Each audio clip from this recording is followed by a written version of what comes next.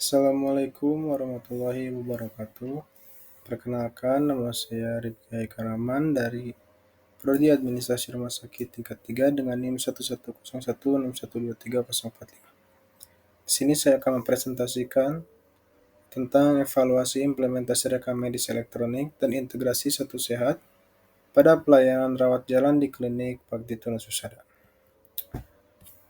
Untuk pendahuluannya, perkembangan teknologi informasi telah membawa perubahan besar dalam berbagai sektor termasuk sektor kesehatan, salah satunya yaitu perubahan signifikan dalam pelayanan kesehatan adalah peralihan dari sistem pencatatan manual berbasis kertas menuju sistem digital melalui penerapan rekam medis elektronik atau RME. RME memungkinkan pencatatan, penyimpanan, dan pengelolaan data medis pasien secara terintegrasi sehingga informasi dapat diakses dengan lebih cepat, akurat, dan aman oleh tenaga kesehatan yang berwenang. Sebagai fasilitas kesehatan tingkat pertama, klinik memiliki peran yang sangat penting dalam pendukung keberhasilan implementasi RME dan integrasi Satu Sehat. Klinik merupakan pintu masuk utama pelayanan kesehatan masyarakat sehingga kualitas pengelolaan data medis ditingkatkan ini sangat berpengaruh terhadap sistem kesehatan secara keseluruhan. Jenis metodologi penelitiannya yang pertama, jenis dan pendekatan penelitian. Penelitian ini menggunakan metode kualitatif dengan pendekatan deskriptif. Pendekatan ini dipilih untuk memperoleh gambaran yang mendalam mengenai implementasi rekam medis elektronik atau RME dan integrasinya dalam platform Satu Sehat di klinik BTH. Metode ini dilakukan dengan kualitatif, memungkinkan peneliti untuk memahami proses pelayanan pengalaman pengguna sistem, serta kendala yang dihadapi berdasarkan hasil wawancara dan observasi langsung di lapangan. Untuk selanjutnya, lokasi dan waktu penelitiannya dilaksanakan di klinik PTH Kota Tasikmalaya yang telah menerapkan sistem RME pada pelayanan rawat jalan dan terintegrasi dengan platform Satu Sehat.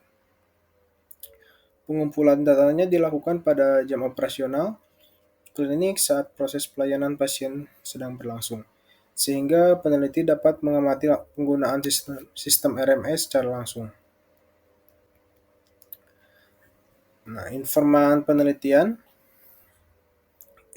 dalam penelitian ini dipilih secara purposive sampling, yaitu berdasarkan keterlibatan langsung dalam penggunaan sistem RME. Informan penelitian terdiri dari yang pertama, kepala klinik yang berperan sebagai mengambil kebijakan dan penanggung jawab implementasi RME serta integrasi Satu Sehat di klinik PTH. Yang kedua, petugas pendaftaran yang langsung dalam proses pendaftaran pasien, penginputan data identitas, dan penggunaan sistem RME pada tahap awal pelayanan. Pemilihan informan ini bertujuan untuk memperoleh sudut pandang manajerial dan operasional terkait penerapan sistem RME di klinik. Untuk teknik pengumpulan datanya yaitu dengan cara wawancara semi terstruktur.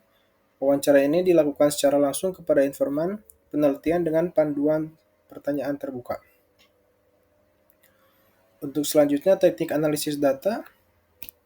Teknik analisis datanya dalam penelitian ini menggunakan pendekatan deskriptif kualitatif. Data ini diperoleh dari hasil wawancara semi terstruktur, observasi langsung, serta studi dokumentasi yang berkaitan dengan penerapan sistem RME di klinik PTH. Nah, untuk tahapannya itu ada 3. Yang pertama, redukasi data. Yang kedua, penyajian data. Yang ketiga, penarikan kesimpulan. Dan yang terakhir, penarikan kesimpulan. Selanjutnya, hasil dan pembahasan. Yang pertama, gambaran umum sistem RME di klinik Bakti Tuna Susada. Sistem RME ini di klinik Bakti Tuna Susada digunakan secara menyeluruh pada pelayanan rawat jalan Sistem ini mendukung proses pendaftaran pasien, pencatatan pemeriksaan medis oleh dokter, pengelolaan resep dan obat di unit farmasi, serta penyusunan laporan manajerial. Nah, seluruh proses tersebut terintegrasi dalam satu sistem berbasis data relasional sehingga data dapat diakses secara konsisten oleh setiap unit pelayanan sesuai dengan hak masing-masing. Nah, untuk selanjutnya ada entitas dan atribut sistem RME. Untuk tabel pertama, entitasnya ada pasien, NIK, nama pasien, jenis kelamin, dan tanggal lahir, alamat.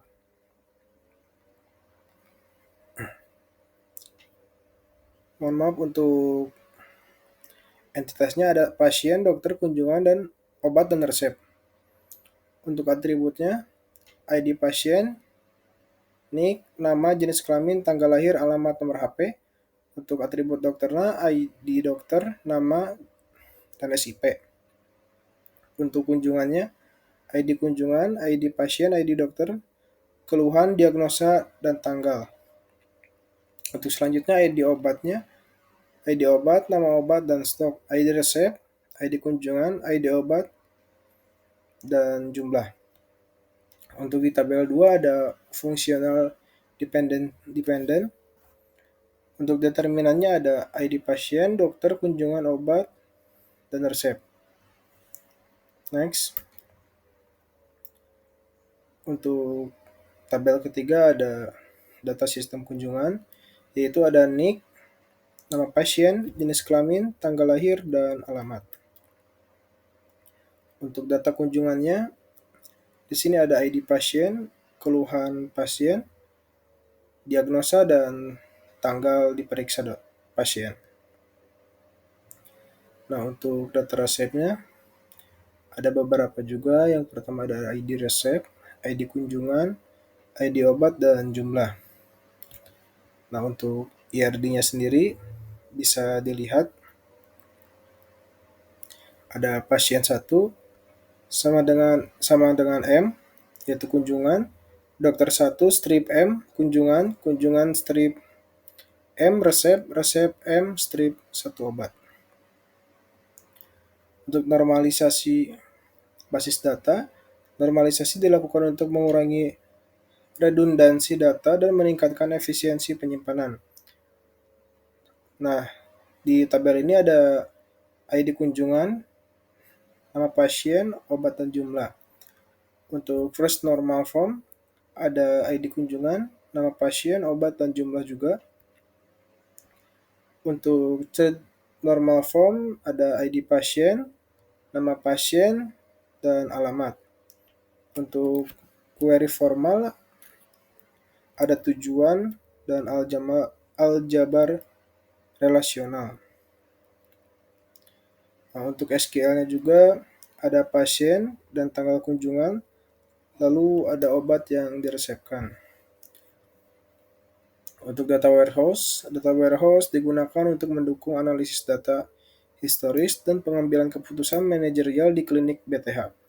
Pada penelitian ini, model data dan warehouse yang digunakan adalah star skema karena memiliki struktur sederhana, mudah dipahami, dan efisien untuk kebutuhan analisis laporan pelayanan kesehatan. Fakta kunjungan merupakan pusat dari data warehouse yang menyimpan data kuantitatif yang dapat dianalisis, seperti jumlah kunjungan pasien dan total obat yang diberikan. Data pada tabel ini berasal dari sistem transaksi RME yang telah diproses melalui tahap ekstraksi dan transformasi. Untuk selanjutnya, ada data mining. Analisis data mining dilakukan menggunakan konsep asosiasi rule. Nah, untuk hasil data analisisnya yaitu ada diagnosa, obat, support, dan confident. Untuk kesimpulannya, penerapan konsep basis data pada sistem RME di klinik PTH telah dilakukan secara menyeluruh dan sistematis. Seluruh komponen penting mulai dari identifikasi entitas, hubungan data, normalisasi hingga 3NF, penerapan query dan data warehouse, dan data mining telah mendukung efisiensi pelayanan dan integrasi dengan satu sehat. Kendala utama yang masih dihadapi adalah yaitu ketergantungan terhadap jaringan internet, sehingga diperlukan peningkatan infrastruktur dan penguatan tata kelola data untuk menjamin keberlanjutan sistem. Mungkin sekian presentasi dari saya. Mohon maaf bila ada salah kata. Wassalamualaikum warahmatullahi wabarakatuh.